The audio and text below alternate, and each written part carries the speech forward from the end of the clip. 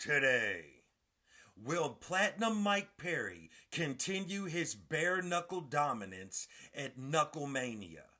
Also, what about Jorge Masvidal versus Nate Diaz? Do you care? And should they have chose the date that they chose for this fight to go down? Also, what about Belal Muhammad? Will he finally get his title shot against Leon Rocky Edwards? All of this and more on today's episode of Matter of Fact MMA. What's up? What's happening? Let's go. What's up, guys? We right back at it, right back with it. It's your boy Matt coming here with a little quick. This is just a little quick, little update on a couple of news topics going down this week because it's been a really slow week for mixed martial arts, even though there's an Apex card tomorrow. So, let's start out with Bare Knuckle Mania. Knucklemania. Knucklemania 4. Whatever you want to call it, it's going down. And that's how slow it is right now for mixed martial arts that we got to talk about a little bit of bare knuckle fighting. But I did want to talk about in the main event, Platinum Mike Perry will go out there to face the Pitbull. The Pitbull, Thiago Alvarez, stepping into the bare knuckle ring or arena. So, until we see otherwise, in these type of fights, you got to go along with Platinum Mike Perry. You know what I'm saying? You got to go along with the dog that is Mike Perry. In a bare knuckle ring, there's not going to be one that's better at this point in time than Mike Perry. I'm not saying he's the greatest bare knuckle fighter ever, not saying that because Lorenzo Hunt would probably have something to say against that. If you saw any little portion of the press conference, homie was ready for all the smoke with everybody on the stage. But Mike Perry is the name. He's the guy that sells a lot of the tickets. He's always been an entertaining guy. He's always been an entertaining fighter. I do see a little swelling going on within the MMA YouTube audience, especially on on MMAfighting.com. Different people keep talking about, and then I also saw BC, BC's not the brightest, from Morning Combat talking about this. Some people keep calling for Mike Perry to, after he wins his fight, if he wins his fight, I should say, for him to make a run back into the UFC. Dude, here's the thing. Would y'all please stop, okay? There's one issue with guys like Mike Perry going back to the UFC. Wrestlers.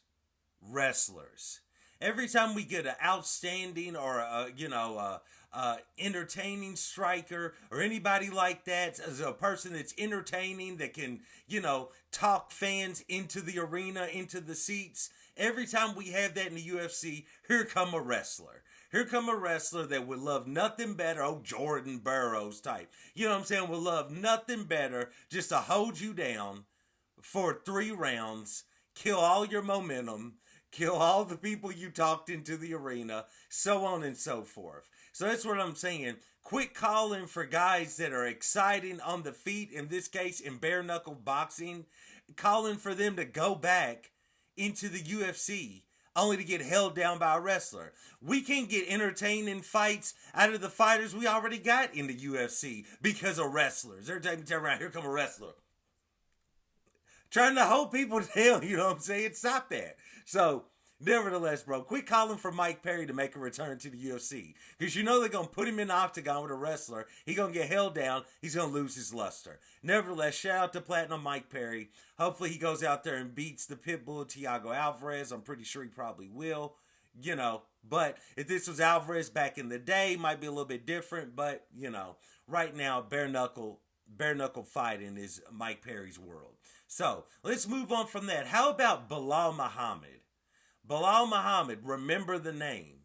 Is he finally going to get his title shot against Leon Rocky Edwards? It's been rumored that the UFC is possibly very, very, very close to inking that fight, inking the deal for that fight, signing the contract where these two will main event the next show that will happen in the UK. Very, very interesting. It could be a pay-per-view also. So we'll see how that plays out, how that goes down. But they are very close. I think that would be, for as long as Bilal's been trying to get that fight, they might as well just go ahead and do that fight. I mean, what I would really love to see is Shavkat to get his welterweight title fight. I would love to see Shavkat versus Leon Edwards, but Bilal's been waiting for so long, and if you look at the history, I mean, a lot of people never want to give Rocky Edwards his title shot. He waited forever, and he finally got it and went on to become champion, and he's been a dominant champion. So we'll see if they go ahead and do that, but the rumbling in the MMA landscape this week is that they're finally very close to finally signing that fight where Leon Edwards will main event, will headline a show in the UK, unless the only way he would co-main event is it's possible that they might sign some sort of interim heavyweight title fight with Tommy Aspinall stepping in the octagon with someone. That's a little bit unclear at this time.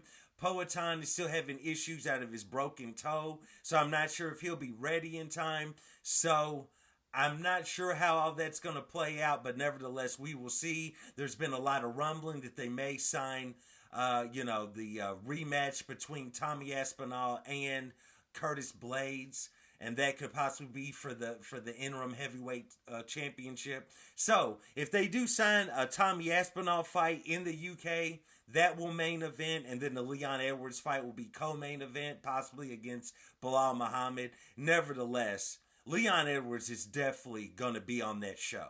I'm just not sure if it's going to be Belal Muhammad or not, but it's looking like it probably will. So we will see how that plays out. Let's pivot from there. Final topic we're going to talk about today, Nate Diaz versus Jorge Masvidal. This is a rematch. These are the innovators, the originators of the BMF title fight, in which Jorge Masvidal won due to doctor stoppage, due to cuts on Nate Diaz's face.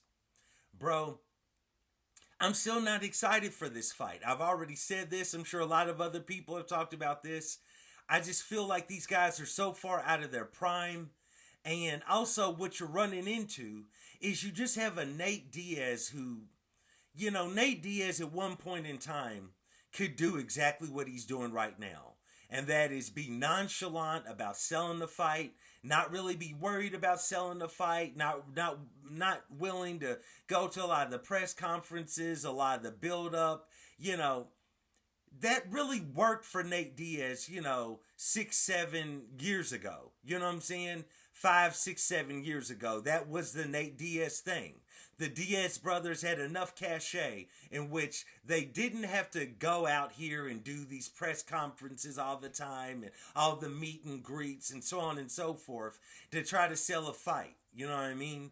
But at this stage, I feel that Nate Diaz, while he's making a ton of money, and he did make a ton of money from his fight with Jake Paul, it just seems like Nate Diaz, most of the time, is his own worst enemy at this stage in his career. Because at this stage in his career, bro, you don't have a ton of fights left. Yeah, you can keep going out there and getting your brains beat in by a lot of guys.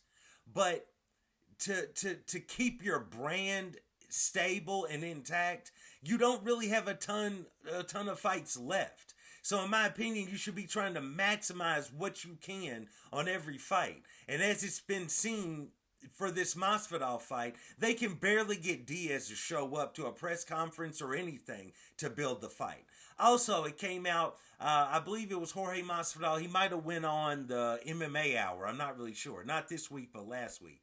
But regardless, there's been interviews done where Jorge Masvidal has talked about they really didn't even want this date of June 1st. But this date was basically when they kept trying to pivot from this date due to UFC 302 being on that day, as well as in boxing, Better Biev is stepping in there with Dimitri Bivol. So I'm just like, these are two huge fight shows, I should say, cards. So it's like, bro, like, what are you doing? And so it's just like a really weird thing, because apparently Diaz was the sticking point. Masvidal wanted to move the fight to a different day so they wouldn't get engulfed by, other combat sports events, but Diaz was not willing to move. He was not willing to budge on that date. And it just seems like at this point in their careers, Masvidal and Diaz aren't going to sell this fight anymore based out of their past, their history, their name. They're going to need to actually go out there, have some more interaction, probably throw a chair at each other, throw a water bottle, throw something, you know what I'm saying? Jorge better pull out the Scarface suit again, you know what I'm saying? Diaz needs to do something. Like, at this point, this fight is not really catching anybody's ear, eye, or anything else. Like, we're not really worried about it. And then to find out that they could have moved the fight to another day where they had a better chance of selling pay-per-views, and that's crazy. As well as Nate Diaz still won't show up for a press conference on time, or shows up and then leaves after a few questions or one question. So it's just like, get it together. That's all I'm saying. Because at this point, we're not worried about it. Nevertheless, that's a few of the little news topics going on. Like I said, it's been a slow week in mixed martial arts. Everything's still being dominated by Ryan Garcia. Nevertheless, there is a fight card that goes down tomorrow. It's UFC Vegas 91 in the Apex. So we'll see how that goes down. Nevertheless, I appreciate you guys for sticking with me, checking out these videos even during a slow week. And I do want to thank you for joining me on another episode of Matter of Fact MMA, and I check you next time. Peace.